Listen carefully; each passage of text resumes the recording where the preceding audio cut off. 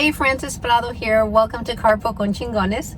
Today I have a special guest who's going to talk to us about travel. He's traveled over 55 countries in the past 10 years, and I'd like to welcome my son, Leo Prado.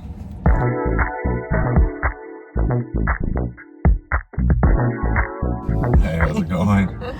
Leo, so you've traveled 55 countries. Which ones are your, I would say, top five? My top five would probably be Italy, the Philippines, Croatia, Greece, and Mexico. So a little bit about myself. I began my travels about 10 years ago, and during that time, I was able to see 55 countries. My first big travel was to Germany. I did that by myself. And then from Germany, I ended up moving from country to country.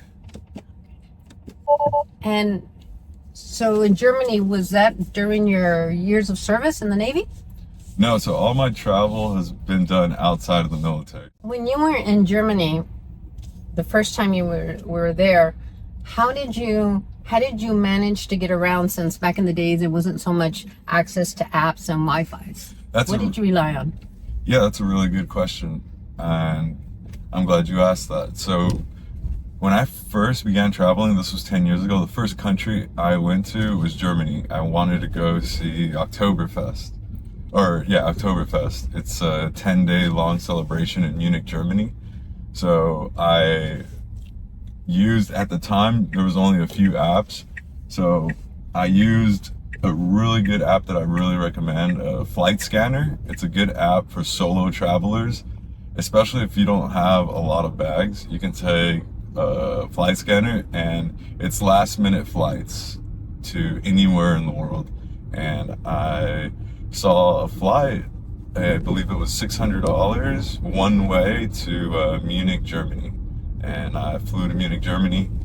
Obviously, I don't speak German, so you relied heavily on your cell phone.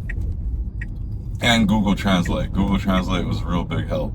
Google Translate helped me translate menus. Know enough to ask the locals for help. The money, how did you handle the money? So the first big trip, my 10-year trip, it's basically broken up into 3 segments. The first segment I did Germany, and then I flew to Australia and I did the whole country of Australia. And the second segment I did all of Southeast Asia, and the third segment I did Germany and South America. So yeah. So how did you handle the money exchange? How much money did you carry, or how did you manage your money while traveling? Sorry, so going back to your question of so the first segment, the way I was able to afford my trip to Germany and Australia, I sold my truck. I sold my Hummer at the time. I sold it for $7,000. And basically that was enough to cover my Germany and Australia trip. Obviously I had about $3,000 in savings, so about $10,000 I spent in my first trip, so Germany and Australia. And how long did that take? Was that months? Was that Germany and Australia? I did that in 6 months. I did Germany. I was only in Germany for 2 weeks, and then I used that app, like I'm telling you, Flight Scanner, and I had already gone to Australia before in the Navy, so I wanted to go back to Australia and visit it, and there was a flight for, I believe, $900 one way from Munich to Sydney, Australia, and I flew that. So I did that in a span of 6 months. And was there any particular reason why you picked those countries to go to start with? Munich, Germany, Beer Fest, I literally picked it because of the movie Oktoberfest. I'm sure a lot of people have watched it. It's basically about, it's totally not what Oktoberfest, or what Oktoberfest is, but it's an American version of that. But I saw a movie and I wanted to go check out the beer celebration myself. And Australia, I had already been there in the Navy, and I wanted to check it out outside of the Navy, because in the Navy you got a little bit more rules. You're not as free as you are by yourself. Okay. And in Australia, how long were you there? I was in Australia just as long as they allowed me the visa, so I believe I was there for 5 months. And if someone's listening and watching it and say, you know what, I want to plan a trip to Australia, Right. what would you tell them? You have to see this if you go to Australia. Australia is a pretty big country and they have a lot of stuff. One thing you definitely can't miss if you're in Australia, I would have to say Whitehaven Beach. It's a white, they're like they're sand bays, I think they call them, or I forget what the specific name, but it's similar to like Holbox, those sandbars. Okay. It's called Whitehaven Beach. And from Australia, then you went to... Then I go into my second phase. Okay. So the second phase was Southeast Asia, and that was it. That consisted of Malaysia, the Philippines, Vietnam, Singapore, Indonesia, and all the islands in between, and Brunei. Brunei is a little country inside a country. It's a pretty cool country to come across. And how long were you there? In all of Asia? Yes. So I did this over the span of 9 months. Wow. And when you travel, how do you, with the money, how do you do transactions back then? Was there ATMs, or did you exchange your money before you go into that country? Back then, so when I traveled through Southeast Asia, this was roughly like 8 years ago. So it's a lot harder than it is today to withdraw money, but I found it easy. If I was flying into airports, I would just pull out money at the airport, but not at the exchanges because I know they're expensive. I highly recommend you just withdraw from an ATM and withdraw in local currency. However, with withdrawing in local currency, you should, at the very end of your transaction, the ATM is going to prompt you about declining the conversion rate. You should definitely decline the conversion rate because it's going to save you money in the long run. Not declining the conversion rate leaves you to whatever the bank at that country decides to make the transaction rate. So, for example, there's times in Mexico where at the very end of the transaction, it's going to ask you accept or decline the conversion rate. Always decline the conversion rate, because then you're going to get the conversion rate of your home bank, and the home bank goes off the world trade of the peso. So you get a better exchange rate if you decline? Yes, I've seen times where I go to a bank in Mexico, and if example, if you were to withdraw $500, you would lose out on about 10% if you do not decline the transaction rate. Sometimes even 20%. It all depends. So yeah, absolutely. Decline the conversion rate and withdraw from local national banks. Most banks accept Visa, so it's easy. And if you feel a little bit on the fence about using your ATM or using your debit card at ATMs, you can always get a prepaid debit card and load that prepaid debit card and withdraw from that debit card. That is just an extra step of security. I personally never had an issue with ATMs. However, I do recommend you decline the conversion rate at the end of all your transactions. Leo, and what apps, I know you said that back when you first started traveling there wasn't very many apps, but what apps do you recommend now that are available to travelers that you highly recommend? And can you explain a little bit about them? Yeah, that's a really good question. I can go really deep into this. When I first traveled, there wasn't, companies were just now getting into going online. So if you're on a bit of a tighter budget and you want to extend your budget and you want to stay at hostels, there's a website, an app called Hostel World, and on that app you're going to find hostels all over the world with the ratings and their amenities and everything that they have and their pricing. That app is really helpful for people that are on a shoestring budget.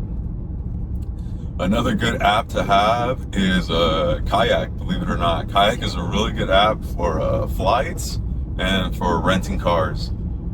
The good thing about Kayak, I feel like a lot of the companies that they work with in countries are notable countries, they're trustworthy ones, and it's a good transaction all the way around. So Kayak's a really good one, again, for renting cars and for flights.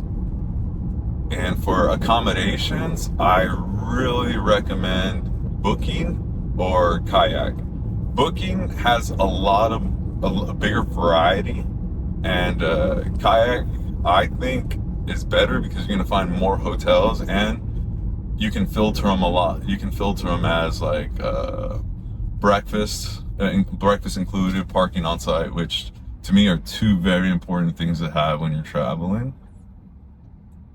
And I don't recommend Airbnb. I feel like Airbnb, when I first started traveling, was the way to go, but now I feel like Airbnb is actually more expensive than hotels. And with Airbnbs, the biggest issue I had with Airbnbs is the checking in process. If it's not a self check-in, then you have to wait for a host to check you in.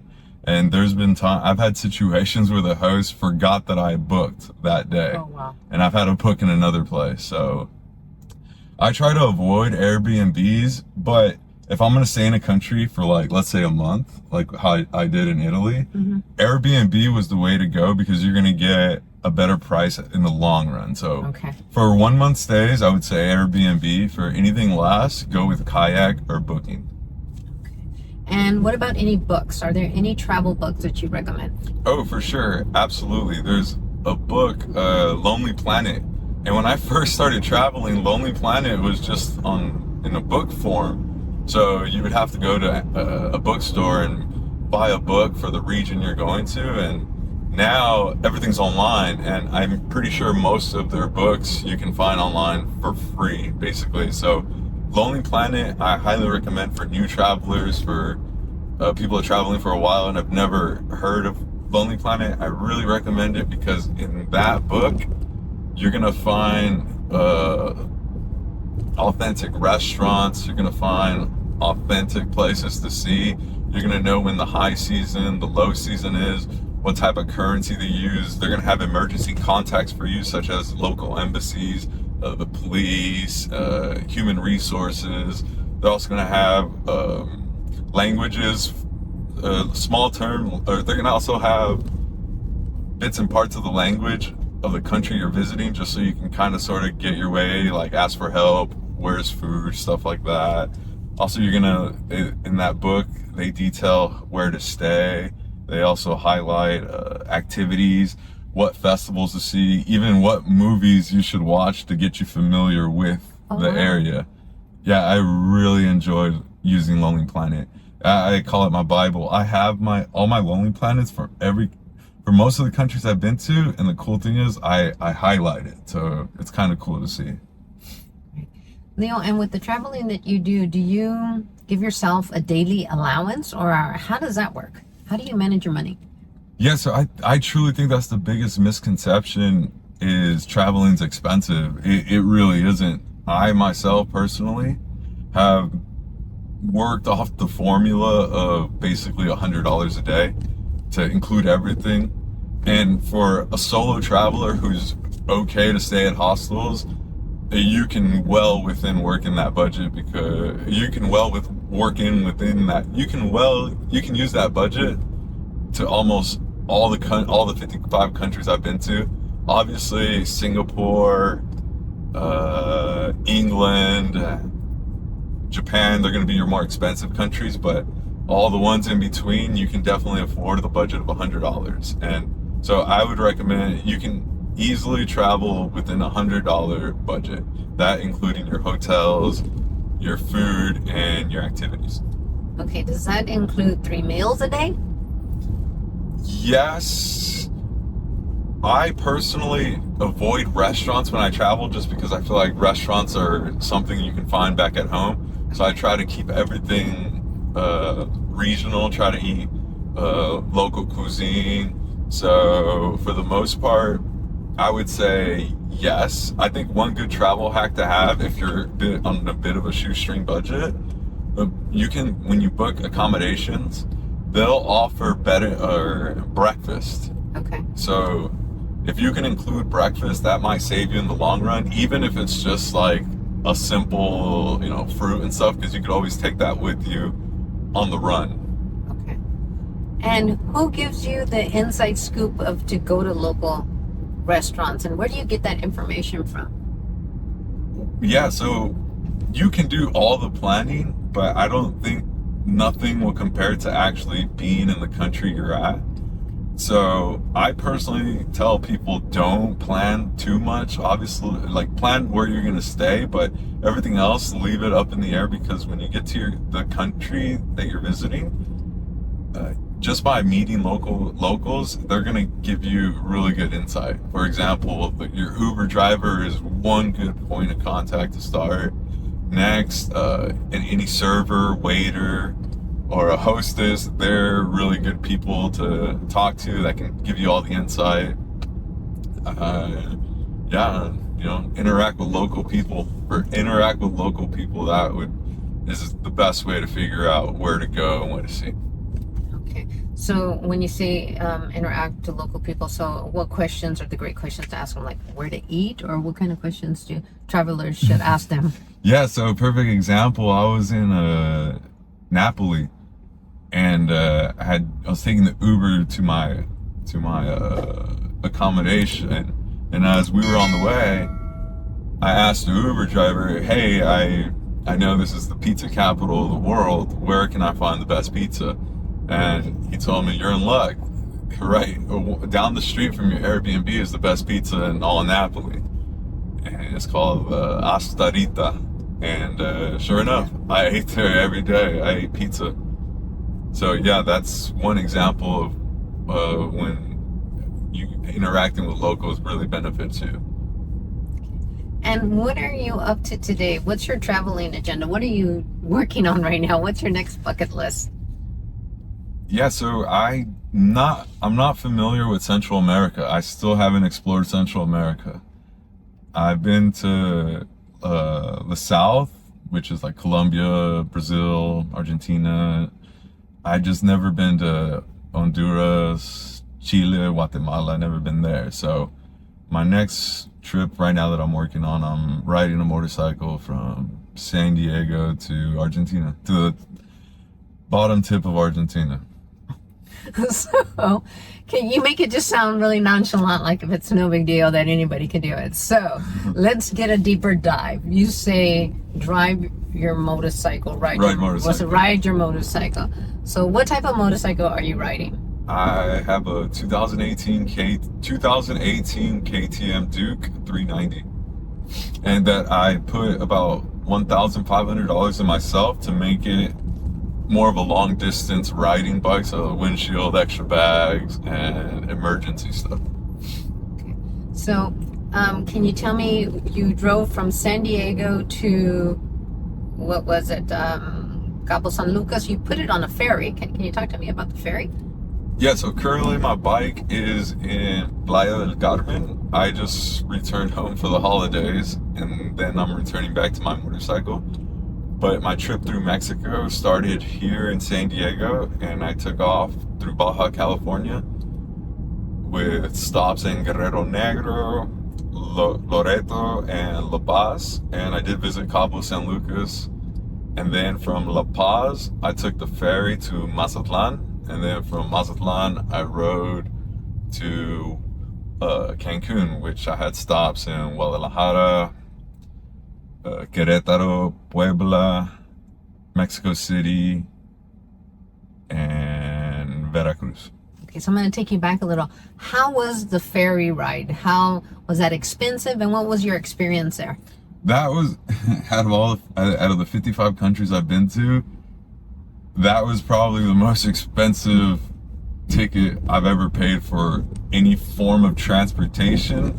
I know I paid a lot for plane flights and other stuff, but for a 10-hour ferry and it doesn't include anything, it was $280.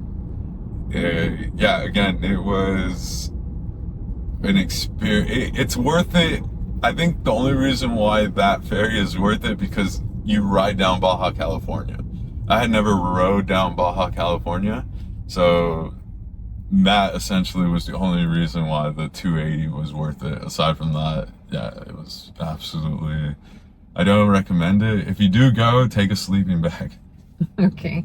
And were there other bicyclists there, other people on the road, other travelers? Do you bump into travelers that are doing motorcycle trips too? Yeah, I think that's one cool thing about traveling is you're not the only person traveling. You know, there's tons of people that are doing the same thing you are.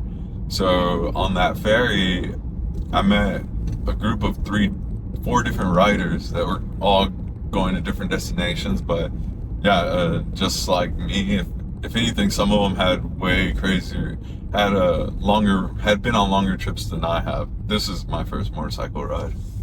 And do you remember how much it cost you from your motorcycle from San Diego to La Paz to take that ferry? How much money you spent on gas? Well, see, that's a good thing about the motorcycle.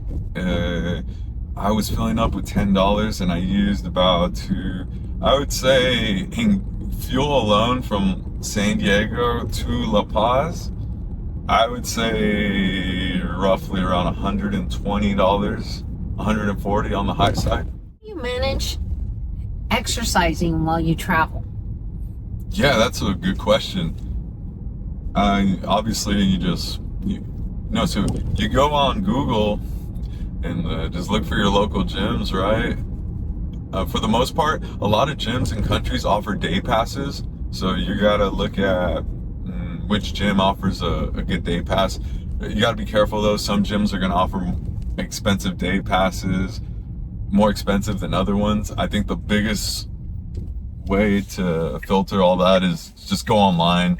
If a business, that's another good travel hack to have online. If a business has all their information online, then they're a trustworthy business. So more than likely you can go to them. It's the businesses that are not online that are, to me personally, I've had not good experiences. Do you keep up with local events in countries? Yeah, absolutely. I think that's something really important to do before visiting a country is find out what's going on in that country. More specifically, see if any laws have changed for foreigners or for tourists. You know, maybe there's new vaccinations required, or maybe one country isn't friendly with the neighboring country. So because you've already been to, for example, I've been to Colombia and I wasn't allowed to return to Colombia because I had gone to Brazil. Okay. So yeah, I really advise keeping up with all the laws of your local countries. Another good tip that I forgot to mention for traveling, an app that I use is there's 2 of them, Bud and Rome to Rio. Rome to Rio, I know you're asking how are you able to go to 55 countries, right? The easiest way I found is this app called Rome to Rio. Rome to Rio is exactly what it is. Rome to Rio. You can put any city you want in this app and say you want to get to, for example, San Diego to Bakersfield. You would put that in the app and it would show you exactly how to get there. And it gives you exactly the transportations that'll take you there, whether there's a train, there's buses, there's ferries, there's an airplane. It'll give you all available options to get there. And I've used this app many a times and it helps dramatically. Like right now for this trip that I'm on, I don't take airplanes. The reason why I don't take airplanes is because I feel like you really miss the fabric of countries and the cities by taking airplanes, because you just get from one destination to another, you know, you kind of just teleport basically. So for me, I don't take airplanes. So I'm actually returning to Cancun from San Diego. I'm gonna take a train and I'm gonna take a bus. And believe it or not, I didn't really plan that. I went on the website, Rome to Rio, and I put, I didn't do it from San Diego. However, I did know I wanted to cross the border through Texas because it's quicker to Cancun because it's just a straight down shot. Okay. So I did from Dallas, Texas to Cancun, Rome to Rio, and it showed me the bus route to take. And that's the bus route I decided to take. However, while I was looking at that, I noticed that the bus route went through San Antonio, Texas. So at that point, I looked at my Amtrak, at the Amtrak routes, and I noticed that the train route from San Diego to San Antonio is quicker than San Diego to Dallas, Texas. So I ended up changing my trip, going now from San Diego to San Antonio, and then from San Antonio, I'm gonna take 2 overnight buses. San Antonio to Monterrey, and then overnight from Monterrey to Cancun. Okay. Theo, can you tell me a little bit about the experience on what it's like to be a solo traveler versus travel with a companion? Solo traveling is, I enjoy it in my opinion, just because you're on your own schedule, you're on your own program, and you decide what to see, what to do. However, having a companion is cool just because you kind of, if you're more like me and you're more keep to yourself, it's easy to just go with someone because then you have someone to interact with and share and have fun with, or share the experience with. But if you're a solo traveler, well, then you kind of have to come out of your shell. If you have to come out of your shell and interact with people. You know, you have to be more open to be friendly and interact with people. So I like, honestly, a little bit of both. But if I couldn't just pick one or the other. However, I don't mind either one. I could do either one. It doesn't matter. And when you go on a solo trip, I mean, so that means you go eat by yourself? Have you made friends along the way that you keep in touch with? Oh, absolutely. You meet tons of friends on the way, either travelers just like you or local people from the country.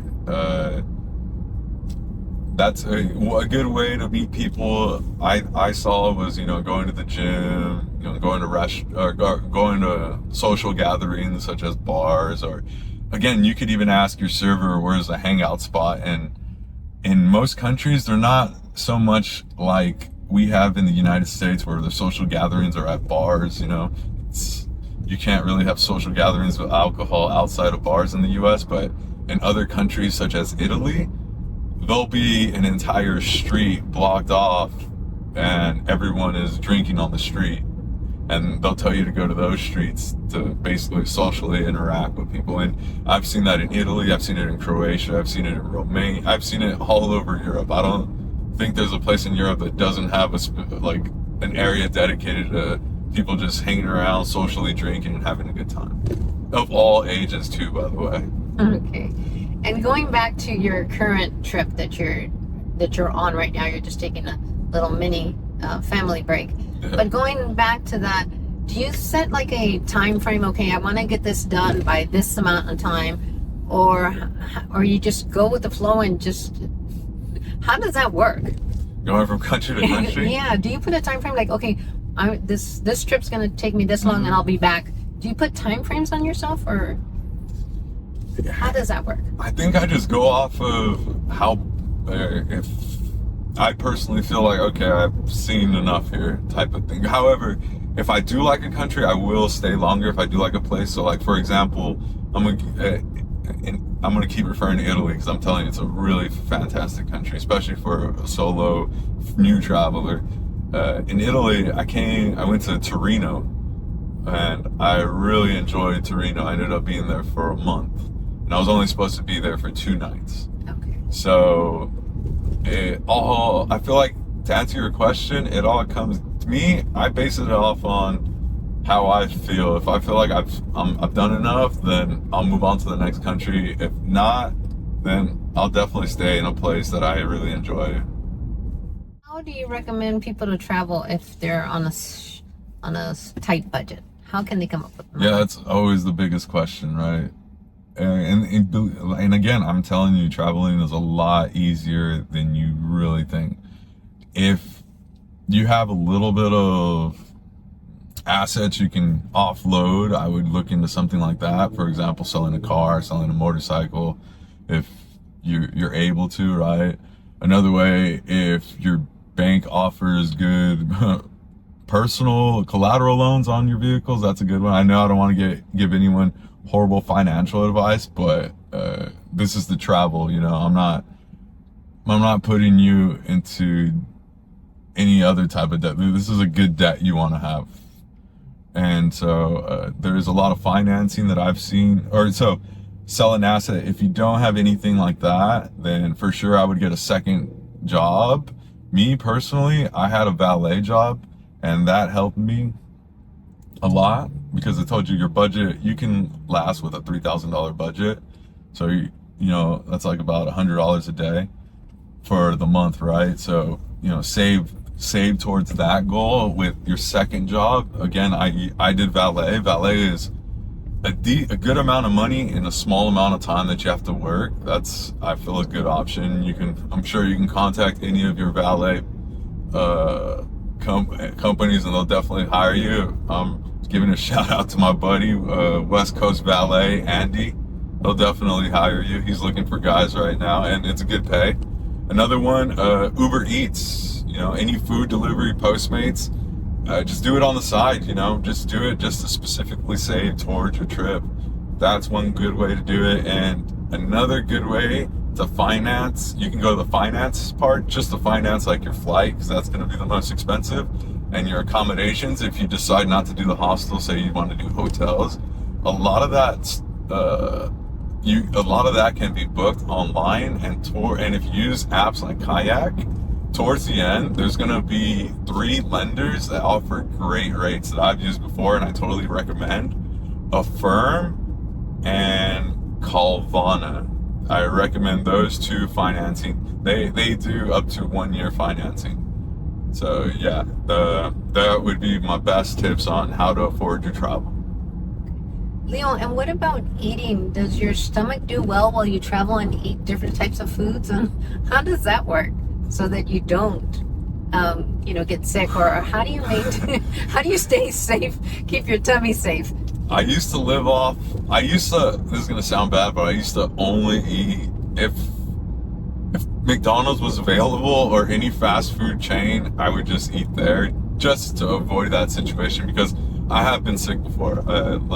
If I'm being honest, I had food poisoning in Vietnam, I've had food poisoning in Mexico, and I've had food poisoning in Peru. So there's no way to avoid it. I think one of my uncles, he's a doctor in Jalisco, he told me you should take a pill to automatically help you not so much digest food, but it's to help you fight parasites. That's another thing that could, to avoid the situation, because you're gonna run into restaurants that don't hold the same standards as the United States. So I mean, it's gonna happen. I know you touched a little bit about vaccinations, and immunization. So you recommend to also take a look at the country that you're going into for those? Yeah, some countries are going to require you to have vaccinations. I personally never been. Well, yeah, I've been to a few countries that will require vaccinations, but definitely look to see if the country that you're going to visit requires vaccinations. Another thing you should look at is to see what's the relationship. Let's say you're going to see 2 countries at once. Okay. You definitely look at the relationship between those 2 countries. If they're friendly, then it's okay to move between country to country. But if they're between tension, there's real high tensions between the countries, you're gonna find difficulty crossing the border. For example, when I went from Turkey to Greece, that was a little bit, that was a little harder than normal, but it was fine. Leo, and for someone that's watching and it's their first time they're going to travel, Do you recommend them starting out slowly or just taking the plunge and going all in? See, my mentality has to be different from the normal people. Me, if I feel like I'm in, for example, the Philippines. Well, since I'm already on this side of the world, I might as well see as much as I can. Okay. You know, so yeah, it's all gonna come down to what you think is enough. For first time travelers, the countries that I really recommend that are really easy are Australia and Italy. Those two countries are super easy, and you can basically get an idea of what traveling is like. I really enjoyed traveling through Australia. That was awesome. So that would be a good place to start. A little expensive, however, if you're okay with doing the hostel thing, totally fine. Go for Australia. I recommend it. So when you say hostel, can you give me a little bit, what does that look like inside? So it's dormitory berthing. So it all depends, right? You can pay a little extra, and you can be in a dorm with 2 bunk beds. Most of my dorms I would pay the extra just to have a little bit more privacy, just 4 guys. But I've seen a dorm of 20 bunk beds. I've seen the bare minimum in Croatia where they just give you an inflatable mat, but an inflatable mat is only like maybe $5 a night. A dormitory with 20 people is going to be like 10, 12, and then with 4 people, it's going to be about like 20. But you're still sharing bathrooms no matter what. You don't have a private bathroom. Are they co-eds or are they? So that's another big thing. So that's why I recommend Hostel World, because you're going to get all the information. But hostels are all different. You know, some are co-ed, some are, you know, men, women. But it's all going to come down to whatever the rules that some hostels even have age limits. I think like 35, 40, but some don't even have age limits. So that's why I recommend Hostel World is a really good app to start looking at where to stay. A real good hostel me and my friend Steven used. We used Hostel World to stay at a hostel in Portugal, and by far it was it was a great time for sure. But we only did the hostel half the times because to us it was just easier just to split a hotel room. But if you're by yourself, absolutely go Hostel World. Don't let it discourage you. Go the hostel route. You're gonna meet tons of people. Leo, and what happens, I mean, if you lose your phone, you lose your passport, what recommendations or how can you help someone that's traveling abroad and has lost their phone or passport? For sure, have a good backup of everything just in case you do lose it, and have it in a box on standby, and that way you can have someone from whatever home country you're from mail it out to you to wherever your country you're at or where you're gonna be. I've had that happen to me on a few occasions where my parents have had to ship me debit cards, a wallet to I think Croatia, Italy, Mexico. So yeah, I would just have a box with backup stuff so your parents can mail it out to you. One good way is store your valuables and use, for example, that prepaid debit card. That's one good way to always ensure or to keep your wallet safe, because you can kind of just store that and just use your prepaid debit card. Yeah. And what apps or what do you do to keep your family involved to where you know you're at all times? You know, some family wants to make sure that they know where their sons and daughters are at. How do you keep your family connected? Yeah, that's a good question too. I use WhatsApp. WhatsApp is a good app to basically make a group chat of your family members, friends, and from there you can share your location. And how do you capture this journey of travel? I mean, you just have your iPhone. Do you have any other recording equipment that you recommend for people to take? A drone. I think drones are just game changers. Because I feel like you're getting angles of views that people don't normally get. Okay. And most places I go to that are attractions, they're loaded with tourists. So sometimes having a drone, however, I know some places you can't fly drones. So a good option to have aside from the drone is the Insta360 camera. I just purchased one and I think I'm gonna get a lot of good content with that camera. It's a super wide angle. And what about packing the right clothes or the amount of clothes? How does that work? What do you recommend? Number one, definitely Google the weather of the country you're gonna be at. I've forgotten that sometimes, and and I've gone to places where I thought were warm and they ended up being cold, right? But to figure out what you should pack, you should, number one, check the weather, because that's gonna be the most important. A good hack I tell people, pack the bare minimum, so then if you can buy stuff when you're in that country for souvenirs, right? For example, say you see a jacket that's woven locally, then you can buy it and it doesn't take much room, right? Because you didn't even take that much stuff to begin with. So that's how I recommend, if you're gonna buy stuff and you really like collecting stuff, go with the bare minimum and then buy stuff while you're traveling. I've noticed that is pretty cool thing to do. Okay. And how do you track, for the travel lovers, how do you track where you've been? How do you keep tracks of that? If you have Google, it does it for you, and it's pretty cool because it'll track all the countries, the footsteps, the locations. It does everything.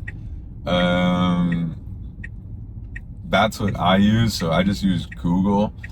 I do know that for this next trip, I'm definitely gonna write everything down and kind of sort of keep a journal. So I recommend people getting a journal, and we live in a different era, so I Google my phone, I turn on my location, and it basically tracks it all for me. And in closing out our interview, is there anything we left out, anything I should have asked you for someone who's watching and who wants to take that plunge and go travel the world? Yeah, you're never too old and it's never too late. That's trust me. You're never too old and it's never too late. Leo, and if someone had any questions and wanted to get a hold of you, how can they find you? Yeah, please. I love talking about my travels. I'm an open book. You can DM me on my Instagram. It's Prado Leo 619. Thank you. Thank you for your time. Bye. Bye-bye.